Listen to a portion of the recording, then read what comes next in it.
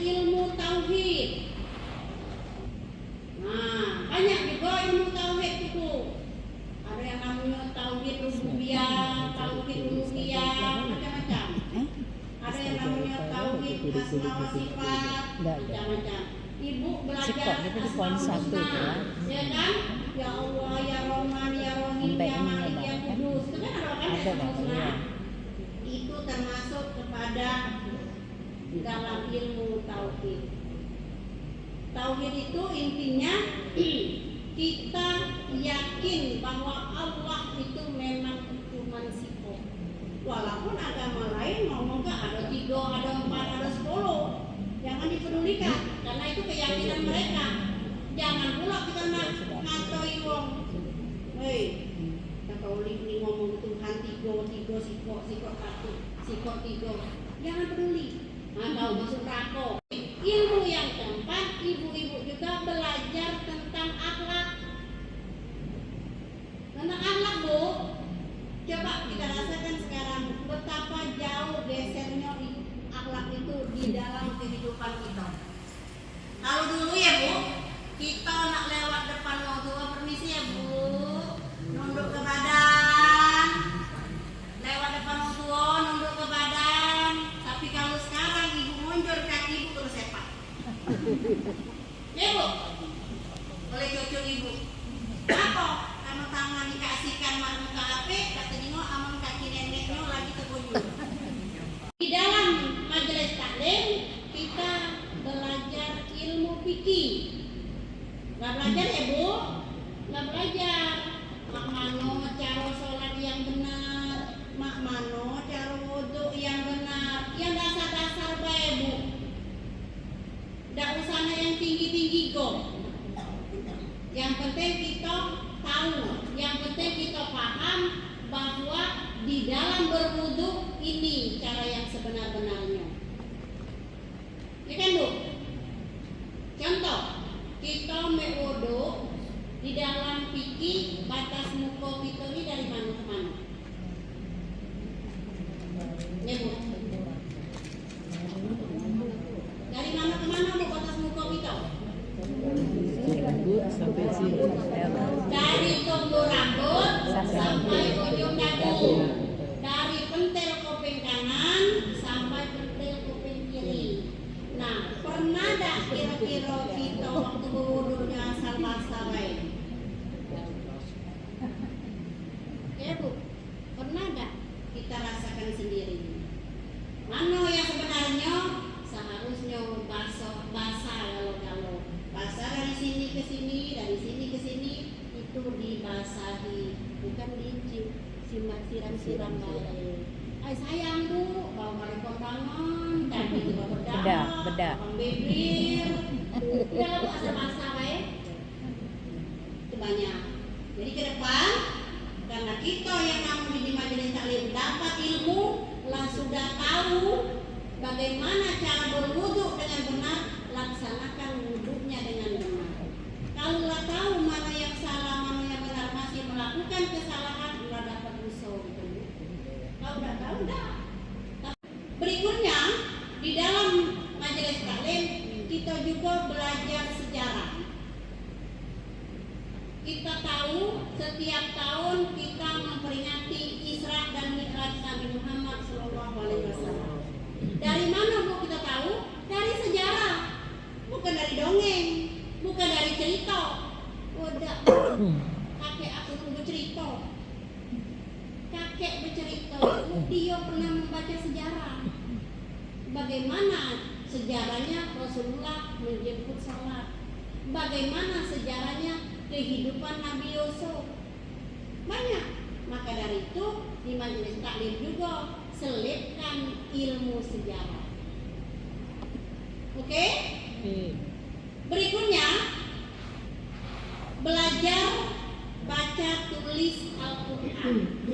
Nah, baca tulis Al-Quran ini yang dipedomankan ini adalah menulis. Kalau baca sudah yang pertama tadi ya Bu ya, sering dengan Ustazah Eva itu mungkin banyak yang baca. Nah, sekarang tulis. Yo, tulisnya itu Bu supaya kita ini Bu, tidak usah nak menulis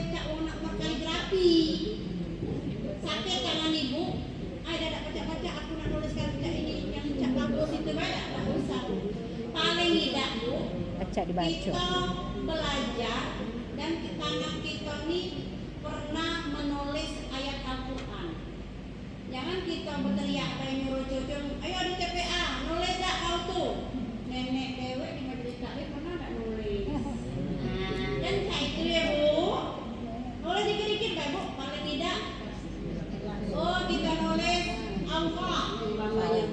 Cak ini cara nulis Allah. Oh, ini nulis Muhammad. Oh, cak ini nulis Muhammad. Ibu nulis Bismillahirrahmanirrahim. Cak ini cara nulis Bismillahirrahmanirrahim. Dikit-dikit Pak ya. Namanya baca Allah. Bu ya, jangan kami menginstruksikan ibu-ibu belajar tulis Al-Quran. Besok ibu tidak ngaji lagi. Ngapo, kempok dengan tulis. Tidak baca-baca. Masih kan itu lah, cacing kepanasan. Bu ya. Nah, maka dikit Pak Bu. Karena tangan yang ke-8 kita belajar zikir dan doa. Nah, belajar ya Bu? Ya. Belajar. Doa itu mungkin kalau kita lagi sholat berjamaah bisa berdoa secara berjamaah. Tapi paling tidak kita untuk berdoa diri sendiri itu yang sangat lebih baik lagi. Karena kenapa Bu? Karena ada beberapa pertanyaan dari jamaah, Bu, ngapa kita harus berdoa sudah sholat? Sedangkan di dalam bacaan sholat kita itu adalah bacaannya doa galau. Mulai dari walaupun sunnah hukumnya bacaan doa kita ya Bu ya. Duduk antara dua sujud itu bacaan doa. Di dalam Al-Fatihah itu juga doa ya Bu ya. Tapi barangkali doa yang kita ucapkan setelah sholat itu doanya tidak terucap di dalam bacaan sholat kita. Contoh Bu, setelah ibu berdoa ya Allah Tuhanku, luruskanlah cucuku ketiga. Ya kata-kata bijak. Jangan ibu kira ketika penceramah itu ngomong dengan bahasa Arab, ibu kira itu Al-Quran atau hadis. Ternyata yang disampaikan oleh penceramah itu adalah kata-kata bijak. Contoh, manjadda wajadda. Bukan ayat Al-Quran itu. Ya Bu, bukan ayat Al-Quran, bukan hadis itu. Tapi hanya kata-kata bijak yang dengan pengucapan bahasa Arab. Manjadda wajadda. Siapa yang bersungguh-sungguh dia berhasil. Itu baik. Sama dengan kayak lagu Roma Irama, berakit-rakit ke hulu, berenang-renang ke tepian. Itu sebenarnya itu hanya kata-kata bijak atau kata-kata mutiara, namun bermakna di dalam kehidupan. Oke Bu, jadi 9 ilmu itu ibu dapatkan di majelis taklim. Jadi kalau dulu mungkin latar belakang kita ini berbeda-beda. Alhamdulillah di masa tua ini umur kita yang masih ada ini masih pacak belajar, masih pacak mendapatkan ilmu. Coba teman-teman tetangga kita yang sudah duluan meninggal, tak baca lagi buku yang ikut majelis taklim ini. Maka pesan kami selaku pembina, selaku dari Kementerian Agama, tetap kami memberikan support kepada ibu-ibu semua untuk selalu bersemangat hadir di majelis taklim. Daripada kita ngabisi masa tua cuma sekedar tiduran baik. Ya Bu ya, karena kalau tiduran baik itu bisa bikin datang ke penyakit. Nah maka ketika di hari pengajian cuma sekali seminggu ya Bunda ya, cuma sekali seminggu di hari Selasa pun, kalau ibu tidak meluangkan waktu, siapa lagi yang akan memikirkan diri kita Bu? Jangan kita berpikir, ibu udah apa-apa, aku udah nemani ke ngaji, kaki kalau aku mati, anakku ada menolong aku. Jangan dulu ibu berpikir ke situ. Kenapa? Bagaimana anak ibu akan memberikan doa untuk ibu kalau ibu sendiri tidak pernah mengajari ilmu agama kepada anak? Mana anak kita tidak pernah mengarang mana doa kepada orang tua, mana doa makan pula bermimpi ayah aku mati kaki anakku pecah no aku. Anak kita dewek tidak pernah kita ajari pendidikan agama. Di sekolah dia tidak mengenyam bangku sekolah agama. Di rumah kita tidak pernah memberikan pendidikan agama. Di lingkungan juga tidak pernah kita isikan dia dengan lingkungan agama. Jangan bermimpi ibu akan mendapatkan anak yang soleh dan soleha, yang akan mendoakan orang tuanya.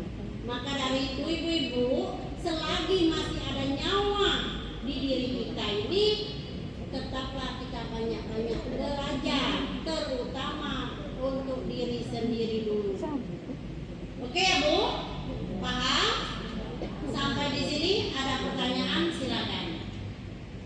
Kami maka selanjutnya, karena saya pada hari ini memperkenalkan penyuluh kami yang akan memberikan pembinaan di sini, itu tergantung apakah memang disesuaikan dengan jadwal Ustadz Rifai yang selama ini, atau ibu-ibu yang menentukan jadwalnya sendiri. Kapan kira-kira Arinda Pina selaku pembina di sini memberikan kegiatan untuk memberikan pembinaan dari penyuluh, itu silakan ibu-ibu komunikasi lagi dengan Arinda Pina. Kami tidak menentukan Bu. Kami tidak menentukan karena kami tidak tahu di kondisi majelis taklimnya. Oh mungkin ibu-ibu sudah padan, mungkin ibu lebih cenderung umpamanya Pina kami panggil baik ketika ustazah kami tidak datang. Terserah. Kami tidak mendikte majelis taklim itu untuk butuh dengan kami para penyuluh. Yang pasti majelis taklim Al-Ikhlas untuk sekarang ini dan ke depan, insya Allah yang pembina dari penyuluhnya adalah Arinda Pina. Untuk selanjutnya ibu lebih dekat lagi, lebih banyak lagi, ibu silakan perkenalan lebih lanjut kepada Arinda Pina. Mungkin pengarahan dari saya sampai di sini. Terima kasih atas perhatiannya. Mohon maaf atas segala kekurangan. Dan saya akhiri dengan bilang taufiq wal hidayah. Wassalamualaikum warahmatullahi wabarakatuh. Waalaikumsalam. Silakan untuk Arinda Pina. Assalamualaikum warahmatullahi wabarakatuh. Alhamdulillahirrahmanirrahim. Wassalatu wassalamu ala asrofil anbiya'i wal mursalin. Rabbi shrah li sadri wa yassir li amri wahlul 'uqdatam min lisani yafqahu qawli. Alhamdulillah, puji syukur pada kesempatan hari ini kami bisa hadir di Masjid Al-Ikhlas ini bersama Ibu Nani pembinaan hari ini, dan alhamdulillah juga tadi sudah diberi wejangan dan dijelaskan oleh Ibu Nani tentang Roja Majelis Taklim. Mungkin saya tidak menjelaskan lagi, ibu-ibu semua sudah paham. Di sini saya sebagai pembina Majelis Taklim Al-Ikhlas ini, yaitu menggantikan almarhum Ustadz Rifai. Alhamdulillah, semoga ibu-ibu berkenan menerima saya. Nama saya Pina. Kebetulan saya juga Ustazah TPA, jadi mungkin ada yang sering ketemu saya, makanya wajah saya tidak asing. Karena pola pilih ke masjid, isinya ngurusin anak-anak TPA. Mungkin di sini seperti yang dibicarakan Ibu Nani tadi, kita sebagai pembina tidak akan mengganti posisi kegiatan yang selama ini diadakan di sini. Apalagi majelis ini sudah ada guru kita Ibu Ustazah Eva. Alhamdulillah ilmunya juga sudah mumpuni. Kurasa ilmu ibu-ibu di sini sudah banyak yang didapat dan Ustazah Eva yang disampaikan Ustazah Eva. Saya seperti Bu Nani tadi, mungkin tadi sudah bercerita dengan Ustazah Eva, almarhum bukan sekali atau sering hadir di sini. Ya seperti itulah mungkin kami memantau kegiatan di sini. Apa yang bisa kami sampaikan nanti akan kami sampaikan tentang mungkin kebijakan-kebijakan pemerintah tentang majelis taklim akan kami sampaikan informasinya. Insya Allah kita saling bahu-bahu untuk memajukan majelis taklim ini. Mungkin itu saja Ibu perkenalan dari saya. Wallahu muwaffiq ila aqwamit thoriq. Wassalamualaikum warahmatullahi wabarakatuh. Waalaikumsalam